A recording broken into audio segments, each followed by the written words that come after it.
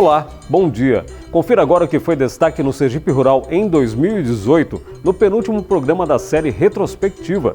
Economia de fertilizantes e mão de obra. Com apoio técnico da Cohidro, agricultores de perímetro irrigado de Lagarto apostaram nas inúmeras vantagens da fertirrigação. Alternativas de forragem. Vamos relembrar as dicas do pesquisador da Embrapa de alimentação animal com custos mais em conta e alto índice nutricional. Reaproveitamento ecológico. Sistema desenvolvido pelo Serviço Nacional de Aprendizagem Rural fez a diferença no Alto Sertão do Estado em 2018, quando o assunto foi a reutilização da água. Em plena expansão, produtor de areia branca tirou o antigo sonho do papel para investir no cultivo de maçã e uva em pleno agreste sergipano. E ainda, seja para o lazer, esporte ou trabalho, nós mostramos o quanto é importante a utilização das ferraduras nos equinos.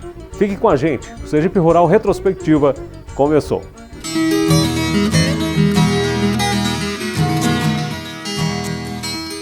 E a gente começa o penúltimo programa do Sergipe Rural Retrospectiva, revendo a posse de agricultores do perímetro irrigado Piauí, no município de Lagarto, na região centro-sul do estado, em 2018.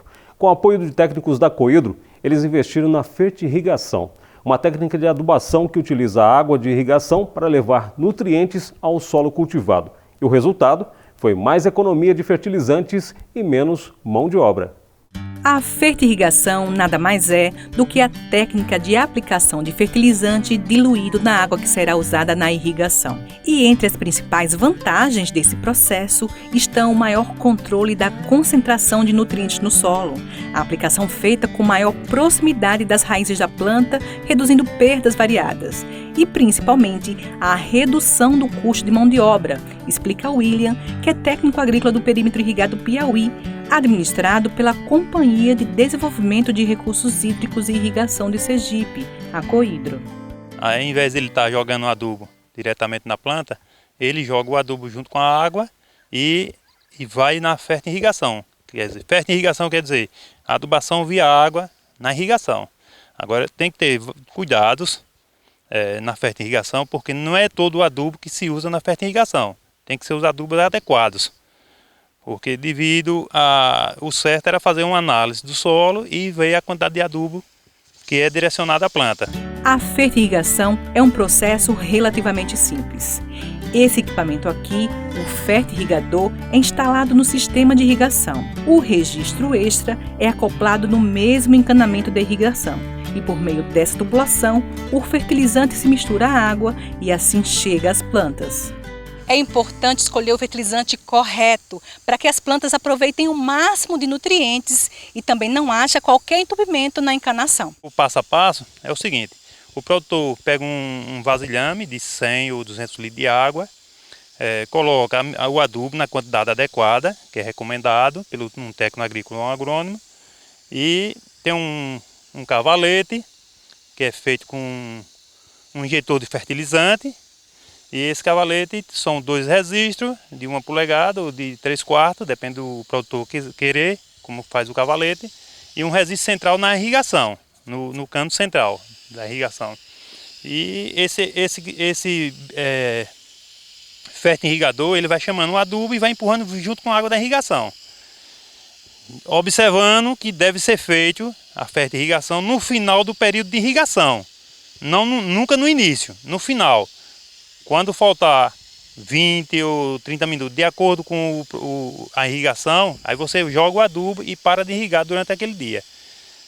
Por quê? Porque se você jogar a fertirrigação primeiro e fazer irrigação depois, vai fazer uma lavagem do solo. O adubo vai descer e a planta não vai pegar. Então tem que ser feito no final da irrigação. A técnica permite planejar melhor a fertilização em quantas vezes forem necessárias para que o vegetal absorva tudo o que precisa. A disponibilidade de fertilizantes solúveis no mercado, o aumento da área irrigada e o custo de mão de obra rural na adubação convencional têm incentivado os produtores a adotarem a fertirrigação. Gildeon é um deles. Ele faz sozinho a adubação do cultivo de pimenta e explica as vantagens. As vantagens é que é uma coisa rápida e ligeira, né? Logo está pronto. Um negócio que não tem custo. O custo eu mesmo é quem faço o custo. Não pago nada a ninguém, mesmo faço. E sai mais bem adubado na fértil. que o adubo já vai dissolvido na água, ele já vai via a raiz, diretamente a raiz da planta. Vai via a planta diretamente. E o que você bota manual, ele ainda vai esperar a água chegar para dissolver ele. E na frente já vai dissolvido já. A planta recebe mais rápido. Recebe mais rápido, porque ela já pega na raiz da planta diretamente já dissolvido. E em Nossa Senhora da Glória, no Alto Sertão, a estiagem castigou o homem do campo em 2018. E quem criou gado para a produção leiteira buscou alternativas mais em conta para alimentar o rebanho. E o apoio técnico da Embrapa foi fundamental. Em épocas de estiagem, é comum essas cenas. Carrinho para lá, para cá, repleto de palma inteira ou assim, cortada ou triturada. Mas o veterinário e pesquisador da Embrapa, que é especialista em nutrição de ruminantes, alerta que a palma não deve ser usada como alimento exclusivo. A palma forrageira, apesar de ser um alimento extremamente estratégico para regiões semiáridas, como o agreste, o sertão, é uma planta que ela é riquíssima em água e muito rica em carboidratos. No entanto, essa planta ela não pode ser utilizada, não deve ser utilizada como alimento exclusivo, porque é uma planta que tem uma deficiência na quantidade de fibra dessa planta, né? Então ela é pobre em fibra e outro detalhe muito importante é que ela é pobre em proteína, né? Então a dieta não pode ser exclusiva com a palma forrageira por conta desses dois itens. Primeiro que o produtor não vai atender o que o animal precisa em termos de proteína na dieta e vai ocasionar também distúrbios digestivos nesses animais. O produtor que utiliza a palma forrageira exclusivamente para os animais, ele vai proporcionar um distúrbio digestivo que normalmente é caracterizado por diarreia e ele logo com 10, 12 dias de fornecimento ele já identifica que esses animais vão ter diarreias bastante aquosas e aí ele vai ver que está tendo um problema na alimentação desses animais. Na região do semiárido, o farelo de soja é fonte de proteína comum para alimentar o gado. Mas existem substituições que podem ser feitas sem prejuízo para a nutrição animal. Tradicionalmente, no Brasil, a fonte de proteína mais utilizada para alimentação de rebanhos é o farelo de soja. No entanto, esse é o componente da dieta mais caro que existe na dieta desses animais. Então o farelo de soja realmente é muito caro e o produtor ele tem que lançar a mão de outras estratégias, de alimentos que sejam economicamente viáveis, sejam mais baratos, que tenham um custo-benefício melhor, que atenda ao animal no fornecimento de proteína, que esse animal seja nutrido, no entanto com um custo menor. Aqui na região a gente tem algumas estratégias que podem ser utilizadas, alguns alimentos estratégicos que podem ser utilizados tranquilamente. Um deles é o farelo de soja, a ureia, o caroço de algodão, farelo de algodão e um alimento que é bastante produzido aqui também, que é a glicídia. Tanto o feno quanto a silagem aportam bastante proteína na dieta dos animais. Mas é preciso ficar atento à proporção da ureia. A utilização da ureia ela tem que ser estratégica, porque a ureia mal utilizada em quantidades excessivas ou até mesmo num manejo errado, ela é tóxica e pode levar os animais a óbito. Então tem que ser utilizada com bastante critério, com bastante rigor. A grosso modo, a recomendação é que o produtor nunca utilize por animal mais de 100 gramas de ureia por dia. Isso é uma quantidade pequena, dá um pequeno punhado e aquela quantidade já é suficiente para atender a demanda nutricional de proteína dos animais. E lembrando que, além de ser usado uma pequena quantidade, esse alimento o animal deve passar por um período de adaptação, né? Um período gradativo de inserção da ureia na dieta dos animais. Rafael, e na prática, como é que o produtor que está em casa pode fazer essa substituição adequada? Sempre relacionando primeiro a soja, que é o alimento mais utilizado. A substituição ela é muito simples.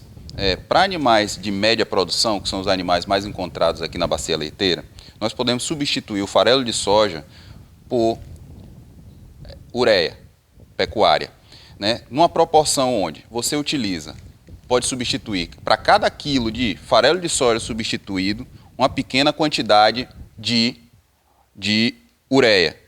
Tipo uma pequena quantidade dessa quantidade que vai dar muito menos do que 100 gramas de ureia. Então essa substituição é muito eficiente.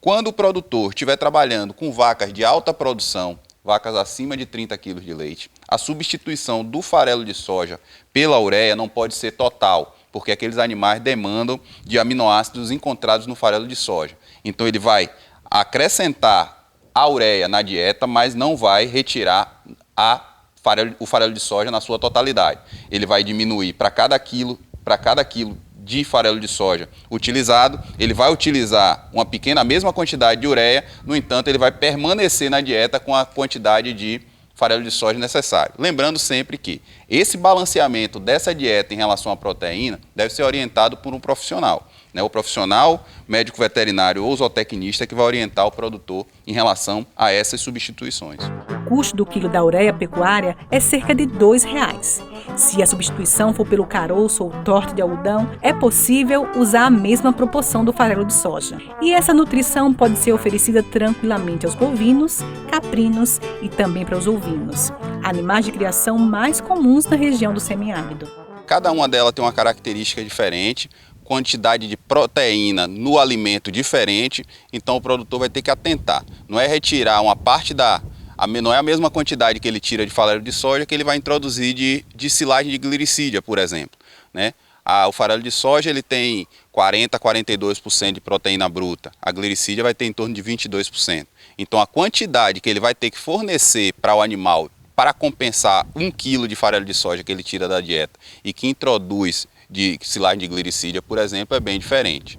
Então realmente ele tem que fazer uma adequação dessas quantidades que serão fornecidas. A seguir, a gente relembra a reportagem que trouxe detalhes do sistema de reaproveitamento da água desenvolvido pelo Serviço Nacional de Aprendizagem Rural para ajudar produtores do Alto Sertão.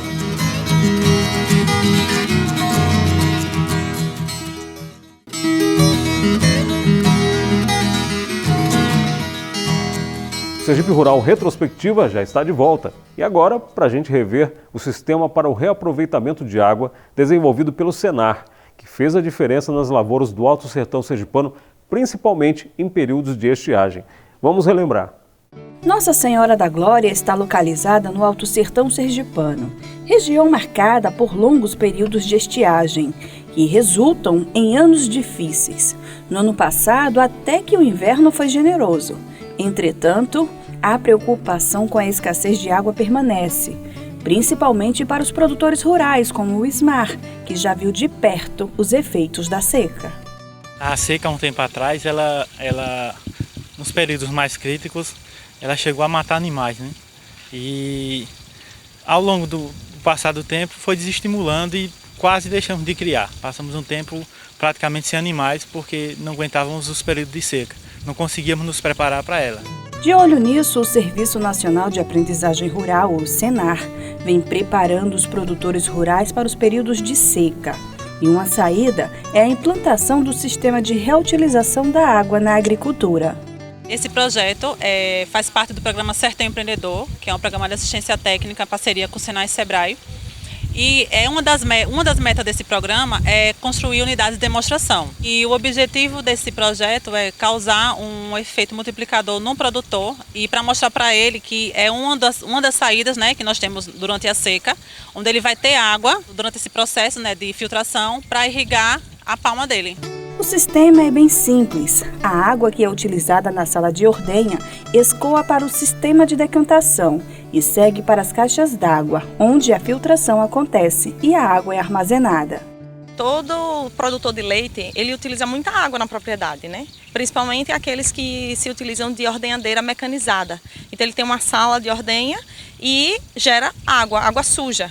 O objetivo, já que estamos no semiárido, é pegar essa água e reutilizar. E aí sim veio a ideia de trazer esse sistema que foi criado pelo professor do Rio Grande do Norte, né, o professor Josimar. E esse sistema, ele bombeia a água da sala de ordenha, que também pode entrar aí água de casa, né, sendo excluída a água de banheiro. E essa água, ela entra nesse sistema aqui que tem um filtro. Esse filtro, composto por seixos, brita e areia lavada, faz todo o processo de filtragem e deixa essa água apta à irrigação. Por que essa água ela é apta à irrigação? Primeiro que a água que vem da sala de ordenha, ela tem esterco dentro. Então, ocorre a filtragem de particulados, de partículas muito grandes. Mesmo assim, ainda existe presença de nitrogênio nessa água no final. Essa água que vai para a irrigação, ela tem nitrogênio nela.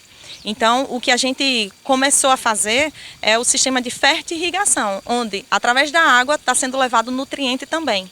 A fase ainda é de teste e já apresenta bons resultados. Na propriedade do Ismar, a água é irrigada para o plantio das palmas, mas ela pode ser utilizada em qualquer cultura. Serve para a irrigação de outros plantios. E o custo? Então, o custo ele é muito variante, né? Ele vai variar em função da quantidade de água que a fazenda produz para reuso. Então, nesse caso aqui específico, esse produtor ele produz em torno de 800 litros de água por dia, que pode entrar no sistema de reuso. E aí aqui o sistema, incluindo as bombas, as caixas d'água, o sistema de filtro que está aqui dentro e a distribuição da água lá na irrigação, a irrigação propriamente dita, isso aqui girou em torno de R$6.000. Tudo é muito em função do volume de água produzido, que é acompanha muito o tamanho do rebanho que esse produtor tem. Então, é uma coisa muito em função da outra. E claro que aí o sistema ele pode ficar um pouco mais barato ou um pouco mais caro em função dessa distribuição e desse volume de água que está sendo produzido na propriedade. Dá uma garantia de mais tempo na atividade, uma garantia de alimento para os animais no período de seca. Em 2018, também mostramos a história de um representante comercial apaixonado pelo mundo rural. O senhor César Santos tirou um sonho antigo do papel: cultivar maçãs e uvas em pleno agreste do estado. Reveja a reportagem. Seu César está andando no sonho realizado. O pomar de maçãs era algo que ele sempre desejou cultivar e agora é uma realidade. São 1.360 pés, mas ele começou devagar, aos poucos. O meu sonho era sempre ter um tipo assim, muda de maçã e umas mudas de uva para poder fazer meu parreiral. E consegui comprar num viveiro, que é especialista em mudas, as variedades que é propícia para a nossa região.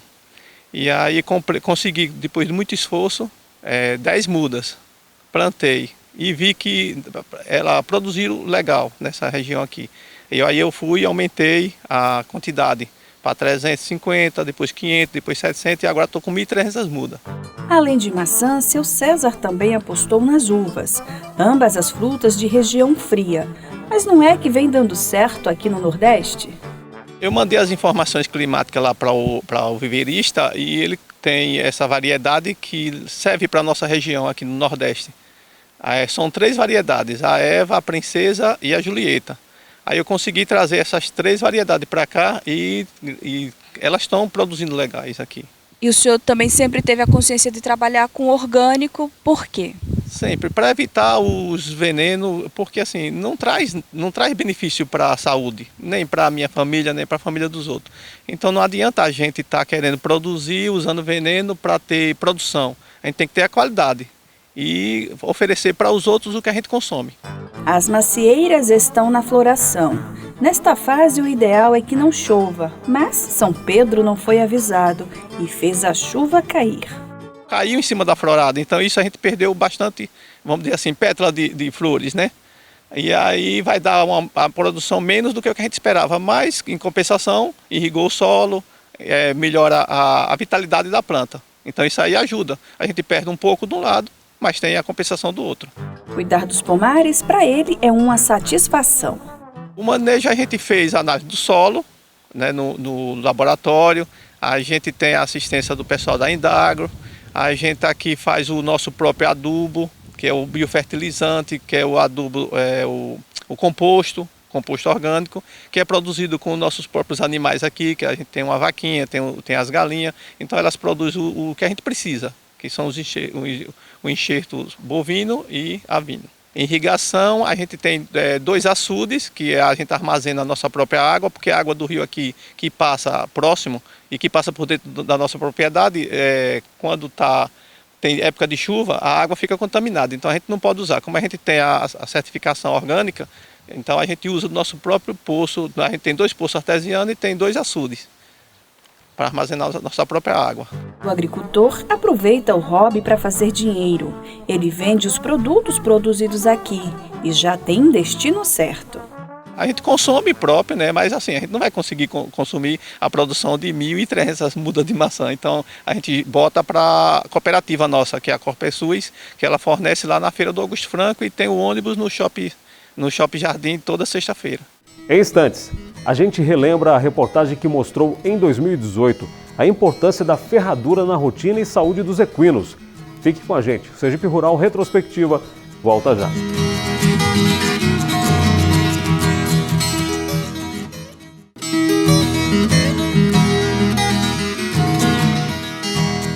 De volta do intervalo, vamos falar agora sobre a importância da ferradura para a saúde dos equinos.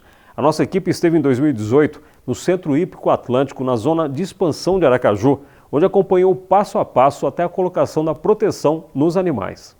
A cada 30 ou 40 dias, a égua Bubluca passa por essa rotina. É hora da manutenção da ferradura. Damião é o responsável pelo trabalho e tem cerca de 30 anos de experiência. Ele tem à disposição esse kit de ferramentas: turquesa, grasas, escovas e lixas, a bigorna com martelo e a forja a gás. O trabalho começa com a retirada da ferradura. É preciso fazer uma limpeza e o corte adequado no casco. A gente vem retirar a ferradura, né, como você viu aqui, e nisso a gente faz a poda do casco, né, e depois depois de fazer todas as limpezas, a gente coloca a ferradura no fogo para moldar a ferradura ao casco e faz uma queimagem, que é o ferrageamento correto, certo? É queimando o casco, é o ferrageamento a quente, para poder isso acontecer da melhor forma possível. As ferraduras retiradas vão para a forja, esse potente forno a gás. E quando ficam vermelhas é porque chegaram à temperatura ideal para serem moldadas e desamassadas. Com cuidado, Damião pega a ferradura quente e faz o molde no casco do animal. O processo não provoca qualquer dor por se tratar de tecido morto, semelhante à unha. A ferradura segue para resfriamento. Bubluca continua tranquila, talvez porque entenda que esse processo a ajuda nos movimentos. O casco a gente não vê, mas ele abre e fecha a cada passo que o cavalo dá. E esse abrir e fechar o casco é como se fosse um coração pulsando para que a circulação funcione e tanto a parte linfática também dos animais. E se a gente não tiver uma limpeza diária correta, além disso, um manejo de ferrageamento e casqueamento mensal com uma pessoa que seja uma pessoa de confiança, que saiba fazer o negócio, o casco começa a se deteriorar e dessa forma toda a parte vascular e linfática é prejudicada. Além disso, é a mesma coisa que você está com um tênis apertando o seu pé, né? Você vai ter calos, você vai ter dificuldade de locomoção e aí atrapalha todo o desenvolvimento desportivo do cavalo. A ferradura ainda aumenta a tração das patas, serve para compensar defeitos de formação do casco e reduz irregularidades da marcha. Casco bem cuidado significa cavalo saudável. Se você não casqueia, né, falando agora só da parte de casqueamento e ferrageamento, é igual a você não fazer a unha nunca. Igual a gente, os humanos, não fazermos as unhas. E a gente usar sempre um tênis com a unha grande. Sempre vai ter lesão na unha e nesse caso o casco do cavalo, quando ele não está bem ferrado, ele não fica bem nutrido, né, porque é preciso que você sempre estimule a nutrição desse casco. E sem um casco bom é a mesma coisa um atleta com o pé machucado. Não tem como ter nenhum desempenho esportivo bacana. A ferradura é fixada com cravos e depois é feito o acabamento com escova e lixa. Olha, não tem esmalte, mas o acabamento é bem parecido com o tratamento que a gente faz no manicure. E a unha, o dedo aqui do animal fica lisinho. Cascos tratados, ferradura recolocada, Bubluca é levada por Damião às baias e está pronta para os passeios e exercícios. E o Sergipe Rural Retrospectiva de hoje termina aqui. Obrigado por sua companhia e até o nosso próximo encontro.